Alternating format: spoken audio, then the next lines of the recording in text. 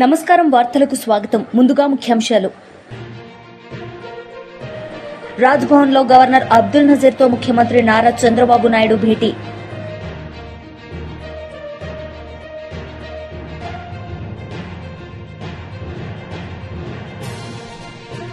MLA అనంత Venkatramireddy media సమావేశం, పలు అంశాలపై వివరణ.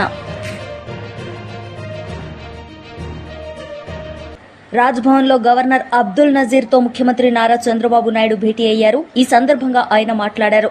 డీజీపీ హరీష్ గుప్తా గారు, ఈ కార్యక్రమానికి వచ్చిన మిత్రులందరికీ నా నమస్కారాలు. ఈరోజు మనం అందరం కూడా నేషన్ ఫస్ట్, దేశం మొట్టమొదటిసారిగా మనం కాపాడుకోవాల్సిన అవసరం ఉంది. దేశంలో ఎలాంటి సమస్య వచ్చినప్పుడు కూడా భారతదేశంలో ఉండే ప్రతి ఒక్క వ్యక్తి మేమందరం సంఘటితంగా ఉంటామని చెప్పడమే కాకుండా అందరం కూడా ముందుకు నడవాల్సిన బాధ్యత మనందరిపైన ఉంది. ప్రపంచ శాంతిని పట్టి పీడిస్తున్న సమస్య ఉగ్రవాదం. తీవ్రవాదం కానీ ఉగ్రవాదం కానీ ఇవన్నీ కూడా మనం చూస్తే ఆ దేశం యొక్క అనిశ్చిత పరిస్థితికి, ఆర్థిక ఇబ్బందులకి, అన్ని సమస్యలకి దోహదం చేసే పరిస్థితి వస్తుంది. అలాంటిదే పహల్గాంలో ఉగ్రవాదులు చేసిన మారణకాండ. కేవలం పర్యాటకులపై చేసింది కాదు. ఇది ఒక మాటలో చెప్పాలంటే వాళ్ళు ఏ విధంగా చేసినా భారతదేశాన్ని యొక్క శాంతి సుస్థిరతలపైనే దెబ్బతీసే పరిస్థితికి వచ్చారు. ఇలాంటి సమయంలో మనం అందరం కూడా మతాలకు, కులాలకు, ప్రాంతాలకు అతీతంగా ముక్త కంఠంతో దేశం అంతా కూడా దీన్ని ఖండించాల్సిన అవసరం ఉంది. ఆ రోజే మనందరం ఖండించాం. మనందరం ఇప్పుడు మాట్లాడిన విషయాలు మనం ఆలోచిస్తే అందరిలో ఒకే భావన, నేషన్ ఫస్ట్, వీఆర్ ఇండియన్స్ అనే భావంతో మనం ముందుకు పోయాం. అదే సమయంలో జరిగిన నష్టాన్ని తిరిగి తెచ్చుకోలేం. ఆ దాడిలో చూస్తే 26 మంది అమాయక ప్రాణాలు కోల్పోయారు. నేను కూడా పోయి చూశాను. వాళ్ళ బాధ ఒక విధంగా చేయాలంటే ఎవరు తీర్చేది కాదు. అయితే మీరు ఇంకొక పక్క చూస్తే అది జరిగిన తర్వాత మన రాష్ట్రంలో కూడా 2 చనిపోయారు. అలాంటి జరిగిన తర్వాత భారతదేశం కూడా ఉగ్రవాదం పైన ఎప్పటి నుంచో పోరాడుతున్నాం. ఆ పోరాటంలో ముందుకు పోవడం, దాన్ని ఉగ్రవాదం మీద పోరాడిన విషయం కూడా మనం చూస్తున్నాం.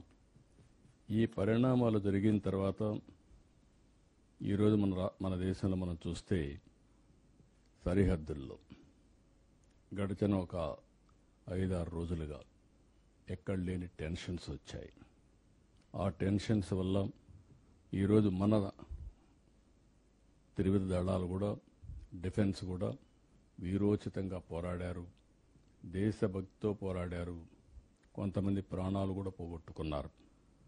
అందులో మన రాష్ట్రానికి సంబంధించినటువంటి తెలుగు బిడ్డ మురళీ నాయక్ కనీసం 22-20 సంవత్సరాల్లో ఏదైనా నేను చేయాలంటే ఈ దేశం కోసం నేను పనిచేయాలి, నేను మిలిటరీకి పోవాలని చెప్పి వెళ్ళడమే కాకుండా దేశ రక్షణకు పోయినప్పుడు ఓసారి ఒకవేళ ఎప్పుడైనా నేను చనిపోతే జాతీయ జెండా కప్పుకొని నేను చనిపోతానని కూడా ముందుగానే చెప్పాడంటే అది అతనికి ఉండే పట్టుదల. ఆ పట్టుదలతోనే ఈ సైన్యంలో చేరి వీరోచితంగా ప్రాణాలు పోగొట్టుకున్నాడు. ఇలాంటి అమాయకులు చాలామంది దెబ్బతినే పరిస్థితికి వచ్చారు. ఇక్కడ మనం గుర్తుపెట్టుకోవాల్సింది, భారతదేశం ఎప్పుడు కూడా వేరే దేశాలపైన యుద్ధం చేయాలన్న ఆలోచన ఎప్పుడూ ఈ దేశానికి లేదు. ఈ దేశం యొక్క ఆలోచన దేశ సార్వభౌమత్వాన్ని కాపాడుకుంటూ స్వయం ప్రతిపత్తిని ఎవరొచ్చినా మన మీద వస్తే మాత్రం మనం గట్టిగా ఉంటాం. తీవ్రవాదం కానీ ఉగ్రవాదం కానీ ప్రజల్ని బాధ పెట్టే ఎలాంటి సమస్యలను కూడా మనం ఎప్పుడూ ఉపేక్షించే పరిస్థితి ఉండదు. అలాంటి పరిస్థితుల్లో ఇలాంటి సంఘటన జరిగినప్పుడు ఇప్పుడు నేను మిమ్మల్ని అందరినీ చూశాను. ఒకే మాట మీద ఉన్నారు. అందరం కూడా ఏ కులమైనా, ఏ మతమైనా, ఏ ప్రాంతమైనా అందరం కూడా భారతదేశం కోసం పనిచేస్తామని ముక్త కంఠతో చెప్పారు. ఇందులో ఆంధ్రప్రదేశ్కి వచ్చినప్పుడు నేను మిమ్మల్ని అందరినీ ఎన్నో సంవత్సరాలుగా చూశాను. ఇక్కడ ప్రజాస్వామ్యంలో విభేదాలు ఉండొచ్చు,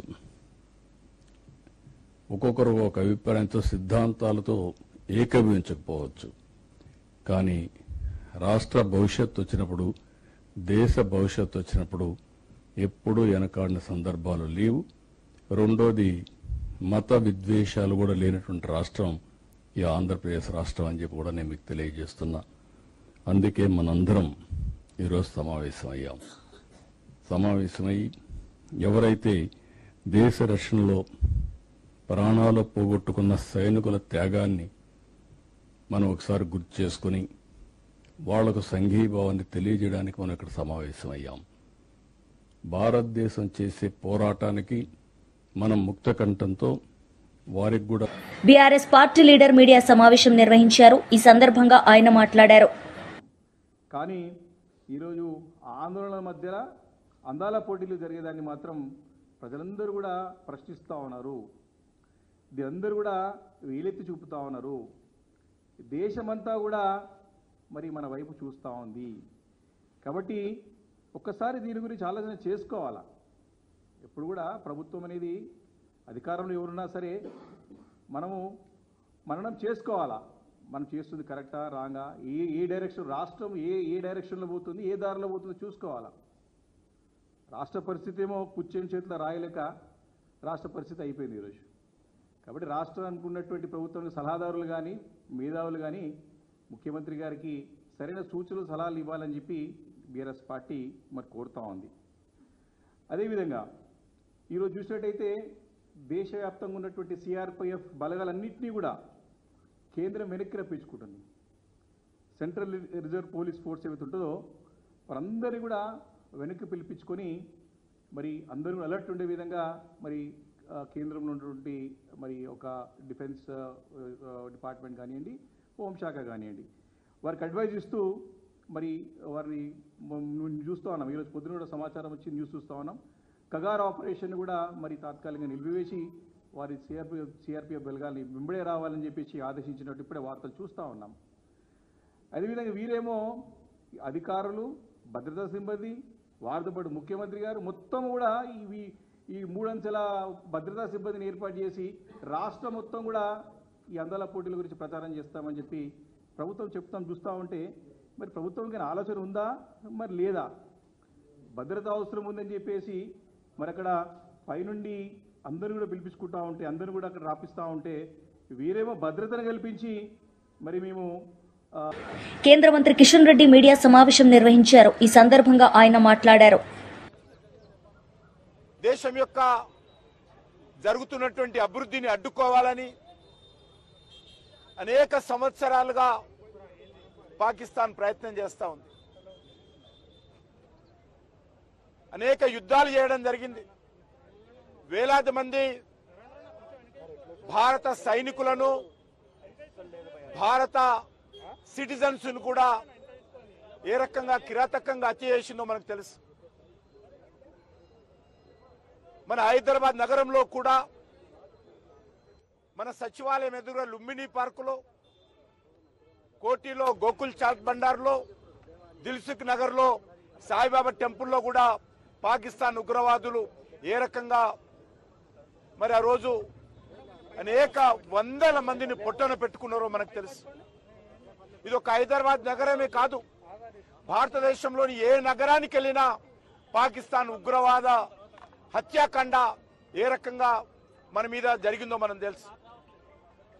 మనమందరం కూడా గత కొన్ని సంవత్సరాలుగా పాకిస్తాన్ వాళ్ళు చంపేవాళ్ళు, మనము చచ్చేవాళ్ళమనే విధంగా మనము పాకిస్తాన్ చేస్తున్నటువంటి అనేక రకాల అరాచకాలకు, హత్యాకాండకు మనం బలయ్యాము. కానీ ఈరోజు నరేంద్ర మోడీ గారి నాయకత్వంలో భారత సైన్యము ఏదైతే పహల్గామ్లో జరిగినటువంటి సంఘటనకు జవాబుగా మరి ఏ రకంగా 9 ప్రాంతాలలో వెళ్లి ఉగ్రవాదులకు సంబంధించినటువంటి శిక్షణా కేంద్రాలను, ఉగ్రవాదులకు సంబంధించినటువంటి ఇళ్లను ఏ రకంగా మట్టు పెట్టామో, మరి విరోచితమైనటువంటి మన సైనికులు ధైర్యంతో, సాహసంతో ఏ రకంగా పోరాటం చేస్తున్నారో మనం చూస్తా ఉన్నాం. ఈరోజు పాకిస్తాన్ భారతదేశం మీద జరిగినటువంటి ఉగ్రవాద దాడికి క్షమాపణలు చెప్పాల్సింది పోయి, లొంగిపోవాల్సింది పోయి, ఈరోజు మన దేశంలోని అనేక ప్రాంతాలలో సివిలియన్స్ ఉండేటువంటి, పౌరులు ఉండేటువంటి పౌర నివాసాల మీద దాడులు చేస్తూ ఉంది. సైనికులకు సంబంధించినటువంటి కేంద్రాల మీద దాడులు చేస్తూ ఉంది. అమాయకులైనటువంటి ప్రజలను మరి ఏ రకంగా కాల్చి చంపుతుందో మనం చూశాం. అందుకే ఈరోజు మన సైనికులు పాకిస్తాన్కి అనేక ప్రాంతాలలో బుద్ధి చెప్తా ఉన్నారు. ఎమ్మెల్యే అనంత వెంకటరామరెడ్డి మీడియా సమావేశం నిర్వహించారు. ఈ సందర్భంగా ఆయన మాట్లాడారు. నిధులు కావాలని చెప్పేసి నేను ప్రత్యేకంగా అందరికి కూడా మనవి చేస్తున్నాను. కాబట్టి అందరికి కావాలని చెప్పి మనం చేస్తూ మరొక మారు అతనికి జోహర్లు కూడా అర్పిస్తూ, నిన్న ముఖ్యమంత్రి చంద్రబాబు నాయుడు గారు ఈ రాష్ట్రంలో జూన్ 12 తిరిగి తెలుగుదేశం నాయకత్వంలో కూటమి ప్రభుత్వం ఏర్పడిన తర్వాత మరొక మారు కూడా విజిట్ కూడా రావడం జరిగింది. ఆయన విజిట్కు రావడము, హంద్రీ నీవాని సుజల స్రవంతి ప్రాజెక్టును కూడా కంప్లీట్గా కూడా సందర్శించడం, అక్కడ ఛాయాపురంలో మాట్లాడిన తీరు ఇవన్నీ చూస్తా అంటే చంద్రబాబు నాయుడు గారి చేతుల్లో ఆయన గమనిస్తే ఏమీ మార్పు రాలేదు. అతని రాజకీయ జీవితం అంతా కూడా అబద్ధాలు చెప్పడంలోతోనే సరిపోతుంది. ఈ మరొక మారు కూడా నిన్నటి రోజు అతని పర్యటన కూడా కేవలం అబద్ధాలు అన్నీ కూడా మరొక మారు చెప్పడం, వెళ్ళిపోవడమే చెప్పినాడు. అతను చేయని పనులు కూడా అతనే చేసినట్లుగా ఈరోజు చెప్పుకోవడము, ప్రచారం చేసుకోవడం మాత్రమే పరిమితమైనాడు తప్ప ఈ జిల్లాకు అదనంగా ఒక హంద్రీ నీవా వలన, ఇరిగేషన్ ప్రాజెక్టు వలన కానీ వనగూరేది ఏమాత్రం కూడా ఒక నిర్ణయం కానీ తీసుకోకుండా మరొక మారు ఈ జిల్లా ప్రజలకు, ముఖ్యంగా రైతాంగానికి, ఈ జిల్లా అభివృద్ధికి కూడా గట్టి దెబ్బ, అంటే ఒక ద్రోహం చేసిపోయినట్లు తప్ప మరొకటి కాదు అని చెప్పేసి కూడా మరొక మారు కూడా నిరూపించబడింది నిన్న పర్యటన కూడా. అతను ప్రారంభించి నుంచి కూడా అతను ఏమీ చేయలేదు. కేవలం ప్రతిపక్ష పార్టీ పైన ఆరోపణలు చేయడం. జగన్మాతను అతను కానీ వారి యొక్క నాయకులు కానీ, ఆ స్థానిక నాయకులు, తెలుగుదేశం పార్టీ కానీ, మంత్రి గారు కూడా ఉరవకొండ నియోజకవర్గం నుంచి ప్రాతినిధ్యం వహిస్తున్న కేశవ్ గారు కూడా కేవలం ఆ తెలుగుదేశం పార్టీ చేయనట్టుగానే ప్రచారం చేసుకోవడానికే ఆ సమావేశాన్ని, ఆ సభను కూడా ఉపయోగించుకున్నాడు తప్ప మరొకటి కాదు. జగన్మోహన్ రెడ్డి గారు ఉన్న 5 సంవత్సరాల్లో కూడా ముఖ్యమంత్రిగా ఉన్నప్పుడు హంద్రీ నీవాకు ఒక గంప మన్ను కూడా ఎత్తేయలేదు అని చెప్పడానికే పడరాని పాటలు కూడా పడ్డారు. అది గురిగింజ సామెత అనేది చాలా కూడా ఉంది. కానీ వారికత ఏమని చూసుకోవాల్సి పని. ఈరోజు ఈ కృష్ణా జలాలు అనేది చంద్రబాబు నాయుడు గారు చెప్పినట్టుగా ఏదో ఎన్టీ రామారావు గారు ఉన్నప్పుడే దాన్ని ప్రారంభించినట్లుగా, చంద్రబాబు నాయుడు గారు ఉన్నట్లే దాన్ని అంతా కూడా పనులు ప్రారంభించినట్టుగా ఈరోజు చెప్పుకొస్తూ పోయినాడు నిన్నంతా. కానీ ఇది కాదు. ఇది రాయలసీమ ప్రజల యొక్క కళ, పోరాటాలు. గత ఎన్నో దశాబ్దాల నుంచి కూడా పెద్ద ఎత్తున పోరాటాలు ఇవన్నీ కూడా చేశారు. కాబట్టి దాని ఫలితమే హంద్రీ నీవా ప్రాజెక్ట్. దాన్ని 1983 హంద్రీ నీవా సుజల స్రవంతి ప్రాజెక్ట్ అని చెప్పి ఓడిస్ దగ్గర ఎన్టీ రామారావు గారు ముఖ్యమంత్రిగా అయినప్పుడు ఫౌండేషన్ వేశారు. పేరేమో చాలా అందంగా పెట్టారు. కానీ ఆయన ఉన్నంతవరకు కూడా ఎక్కడ కానీ పనులు మాత్రం ప్రారంభం కాలేదు. 89 వరకు కూడా ఎక్కడ కానీ పనులు కూడా ఎక్కడ కానీ హంద్రీ నీవా సుజల పేరు ఫౌండేషన్ వేసినాడు. కానీ 83లో ఎక్కడ కానీ ఒక అడుగు కూడా ముందుకు వేయలేదు, ఒక గంప మన్ను కూడా తీవలేదు. తర్వాత 94లో కూడా మళ్ళీ మాట చెప్పారు తెలుగుదేశం పార్టీ వారు, పెద్ద మెజార్టీతో గెలిచారు. ఈ రాష్ట్రంలో చంద్రబాబు నాయుడు గారు, ఎన్టీ రామారావు గారు మాత్రమే. మాజీ మంత్రి సజ్జల రామకృష్ణ మీడియా సమావేశం నిర్వహించారు. ఈ సందర్భంగా ఆయన మాట్లాడారు. ఎన్నికల కమిషన్ పరిధిలోకి వచ్చిందని చెప్పి దాని ద్వారా ఎంత అడ్డగోలుగా వ్యవహరించారో, ఎంత రాజ్యాంగ విరుద్ధంగా రాజ్యాంగాన్ని ఉల్లంఘించి వైలెన్స్ క్రియేట్ చేశారో అందరూ చూశారు. ఇంకా ఆ తర్వాత ఏకంగా పరిపాలనలోకి వచ్చినాక ఇంకో ఒక పథకం ప్రకారం ఏ అంటే అది రాసుకోవడం, నువ్వు సంతకం పెడతావో లేదో వచ్చిన వాడికి అక్కడ ఉన్నా ఉండకపోయినా కేసు పెట్టడం, మేజిస్ట్రేట్ దగ్గర తీసుకోవడం, రిమాండ్కి పంపించడం. ఆ తర్వాత ఇంకోటి ఏదో పెట్టడం. దానికి ఆ టైంలో ఎవరైతే నిందితుడిగా వీళ్ళు పెడుతున్నారో వాళ్ళు అక్కడ ఉండడం అవసరంలా, లేదా రాయించిన వాడు ఎవడో వాడికి వీడికి పరిచయం కూడా అవసరంలా. కేవలం ఈ నిందితుల మీద చంద్రబాబు గారి దగ్గర మొదలు పెడితే కింద వరకు స్థానిక నాయకుడి వరకు ఎవరికైనా కోపం ఉంటే చాలు, అది వ్యక్తిగతమైన కావచ్చు, ఇంకో రకమైనదా కావచ్చు, పెట్టు కేసు ఎత్తి ముందు లోపల పడేది. వేల మంది అవుతున్నారు. మరి మొన్న మళ్ళీ మాకు కావాలి అప్పుడు ఎమ్మెల్యేగా, అప్పుడు ఎప్పుడుదో పాతది కంప్లైంట్, మా హయాంలోనే కంప్లైంట్ ఇచ్చారు టీడీపీ వాళ్ళు ఎవరు, దాన్ని ఇప్పుడు ఓపెన్ చేసి 307 పెట్టి ఆయన మీద ఒక కేసు పెట్టారు. నిన్నటికి రాత్రి ఇప్పుడే ఇంతకుముందే తెలిసింది, కంతేరు మా పార్టీ ఎంపీటీసీ ఎస్సీ మహిళ, ఐ థింక్ రాత్రి అర్ధరాత్రి అయిన తర్వాత అనుకుంటున్నాను, తెల్లవారుదామున 3 గంటలకు వెళ్ళి ఆమె దుస్తులు మార్చుకుని వస్తాను, నైటీలో ఉన్నానంటే కూడా వినకుండా బలవంతంగా 20-30 మంది వచ్చి అలాగే ఆమె నైటీలో ఉన్న ఆమెను తీసుకెళ్ళి, మహిళని కూడా చూడకుండా తీసుకెళ్ళేసి వేశారు. ఇప్పుడు ఐ థింక్ కోర్టులో పెట్టినట్టున్నారు అనుకుంటా, పెట్టబోతున్నారు.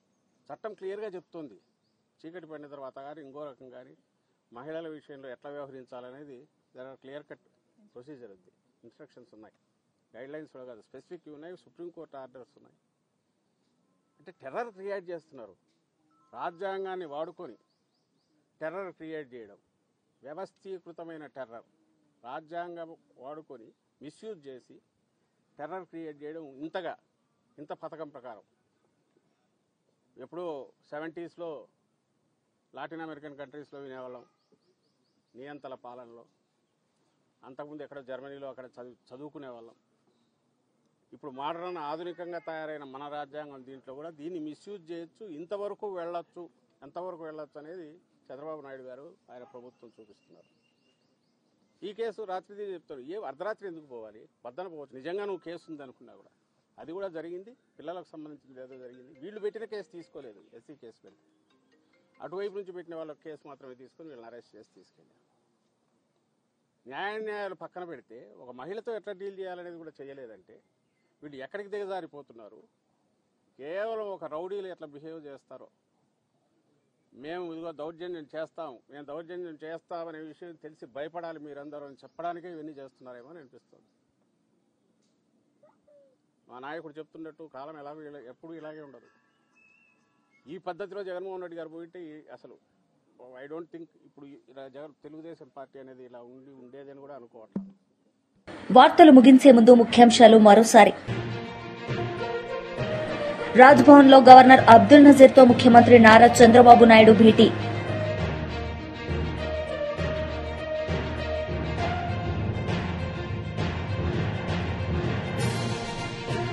ఎమ్మెల్యే అనంత వెంకట్రామిరెడ్డి మీడియా సమావేశం, పలు అంశాలపై వివరణ. ఈ వార్తలు ఇంతటితో సమాప్తం. తిరిగి ప్రసారమయ్యే వార్తల్లో మళ్లీ కలుద్దాం. అంతవరకు సెలవు, నమస్తే.